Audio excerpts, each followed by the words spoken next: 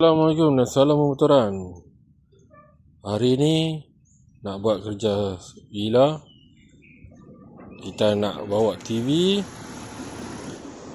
nak hantar TV ni dari Bertam Kepala Batas, nak hantar ke Batu Kurau Perak. Apa-apa nanti kita sambung balik. Assalamualaikum.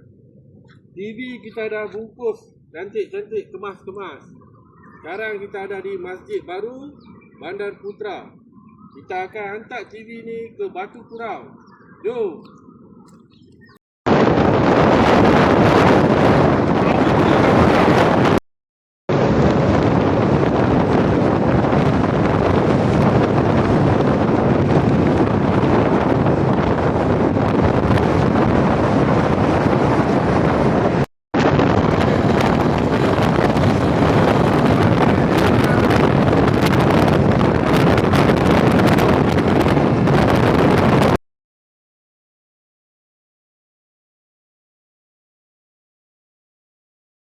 Itu dia TV kita setakat ni.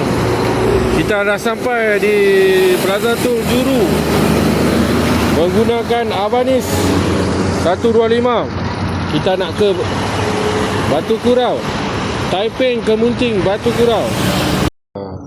TV kita sudah sampai dekat Bawal Goreng Panas. Selesai makan, kita teruskan perjalanan Batu Kurau. Itu dia. Kita jumpa dengan gerombolan lembu bang. Agak-agak macam mana dia lintas jalan tu bang? Ada orang jaga tak?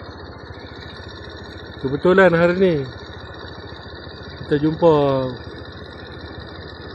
gerombolan lembu.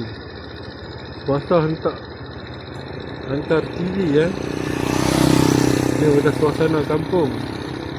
Itu dia, gila sekali. Okay. Itu dia. Merata TV kita meronda hari ni. Sementara nak sampai ke Batu Kurau, singgah dulu. Alang-alang dah lalu El Chong. Mai cuci mata motor Superbike, motor Big Bike. Minyak sudah berkelip. Berhenti makan. Ingat kan nak keluar kau alok pensu. Rupa-rupanya tak boleh keluar ke highway tu. Terus keluar ke lupa terus.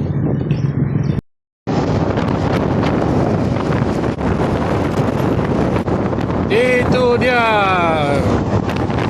Ini kita sudah sampai di Plaza Tol Bukit Merah. Itu dia. Kita tak keluar ke Tol Kemunting Utara. Kita keluar ke Bukit Merah. Sambung lagi nanti. Itu dia, sudah sampai Kemunting. Dari Kemunting nak ke Batu Kurau. Assalamualaikum. Kalau tadi kita bermula di Masjid Bandar Putra Bertam. Nak menampakkan kata kita ada di mercu tanda lah. Mercu tanda kita di sana. Jadi sekarang kita dah sampai menggunakan Suzuki Avanis 125. Ada ruang kaki sikit. TV boleh masuk sini. Ini mercu tanda sebagai kita dah sampai Batu Kurau. Jom. Ini dia kedai Mak Sabu 24 jam. Masjid Al-Qurawi Batu Kurau, Balai Polis Batu Kurau. Jom kita pergi hantar TV 32 inci.